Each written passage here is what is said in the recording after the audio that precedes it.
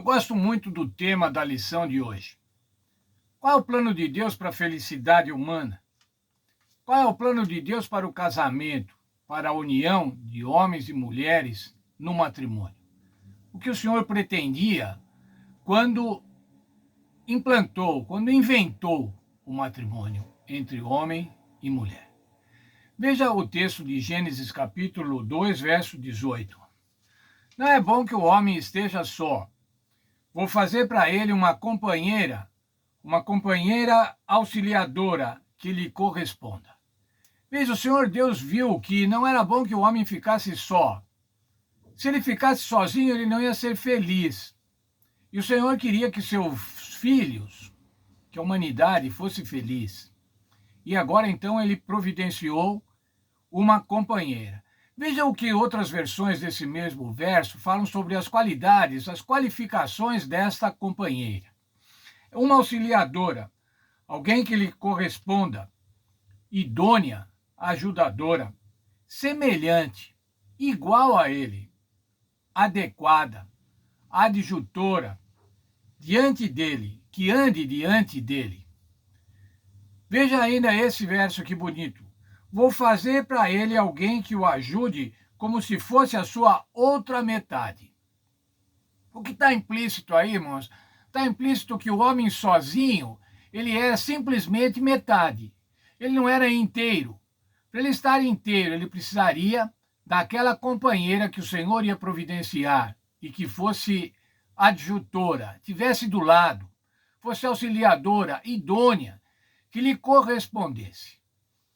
Mas então veja ainda, irmãos, como deve ser esse relacionamento deste homem com a sua companheira. Ainda no livro de Gênesis, capítulo 2, verso 24. Portanto, deixará o homem a seu pai e a sua mãe e unir-se-á à sua mulher, e serão os dois uma só carne. Duas pessoas diferentes, de origens diferentes, iam se unir para se tornar uma só carne. Maravilha, irmãos. Veja só, uma só carne. Veja o texto da nossa lição. Pelo plano divino, o casamento é destinado a ser um relacionamento de uma só carne, com unidade sexual espelhada na unidade emocional e espiritual. E a unidade emocional e espiritual trazendo significado para o relacionamento sexual. Uma só carne, uma unidade absoluta, uma intimidade absoluta. Não há nenhuma outra relação mais íntima, mais profunda do que a relação matrimonial, com a relação sexual entre homens e mulheres no casamento. A maior unidade possível, a maior união possível é o que o Senhor providenciou no casamento. Veja, por favor, agora o texto de Efésios, o apóstolo Paulo falando aos Efésios. Efésios 5, 31 e 32. Eis que deixará o homem o seu pai e a sua mulher, o seu pai e a sua mãe, e se unirá à sua mulher, e se tornarão os dois uma só carne. Quando é que isso foi feito, irmãos? Antes da entrada do pecado. Quando tudo ainda era de acordo com o plano de Deus, o Senhor fez desta forma. E aqui o apóstolo Paulo está se reportando ao texto de Gênesis. Uma união, uma só carne.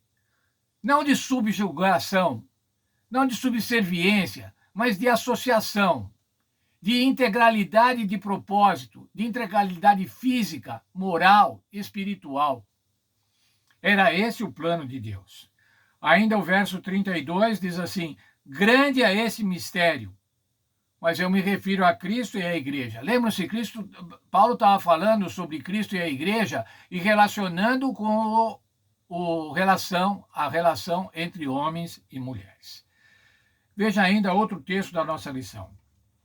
Ao escolher Gênesis 2, 24, Paulo selecionou uma declaração sobre o casamento feita antes da queda e a aplicou ao relacionamento entre maridos e esposas. Em nosso mundo pós-queda, a exploração desenfreada do relacionamento sexual entre homem e mulher revela o quanto a ideia de que a união sexual representa a subjugação da mulher está profundamente enraizada nas culturas modernas.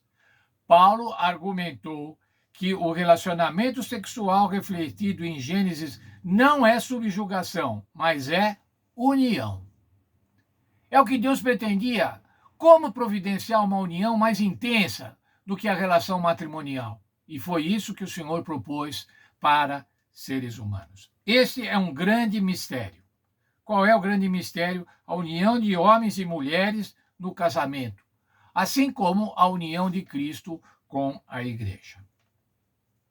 Veja ainda outro texto da nossa lição. Isso inclui ambos os lados da metáfora dupla que Paulo vinha discutindo. O casamento cristão compreendido à luz do relacionamento de Cristo com a igreja, e o relacionamento de Cristo com a igreja entendido à luz do casamento cristão.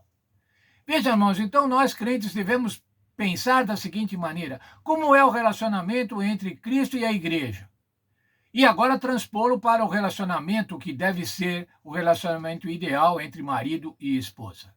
E ao compreender o relacionamento entre marido e esposa, que é o que a gente mais pode compreender, porquanto acontece com cada um de nós podemos entender, ter um vislumbre do que é o relacionamento de Cristo com a igreja.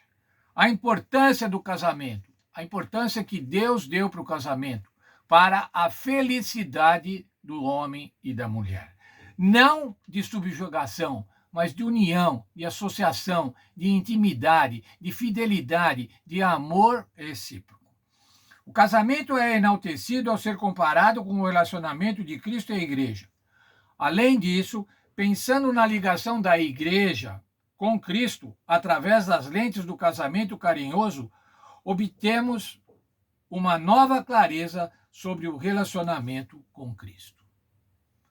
Sabe, se você não está entendendo direito como é o casamento, se você não está entendendo direito como é a relação de fidelidade, a relação de amor no casamento, você também não vai entender o que é o relacionamento de Cristo com a igreja. Portanto, irmãos, nós devemos agradecer a Deus por esse matrimônio estabelecido por Ele, por essa forma de unir homens e mulheres, para que possamos aprender a conviver juntos, vivermos felizes juntos, e para aprender também qual é a relação de Cristo com a igreja. Filipenses 5,33 tem um conselho final do apóstolo Paulo. Não obstante, cada um de per si também ame a própria esposa como a si mesmo, e a esposa respeite o marido. Quando olhamos nos primeiros textos, a mulher deve ser subjugada pelo marido, a mulher deve obedecer ao marido. Parece que é um texto machista, mas não é, irmãos. Quando continuamos com o texto bíblico, vemos que o homem deve amar a mulher e deve cuidar dela, assim como Cristo cuida da igreja. Também não é um texto feminista. Sabe, irmãos, com crentes não há feminismo nem há machismo. O que há é amor recíproco, como diz aqui o verso 33. Cada um ame a sua própria esposa como a si mesmo, e a esposa respeite, esteja alinhada com o seu marido.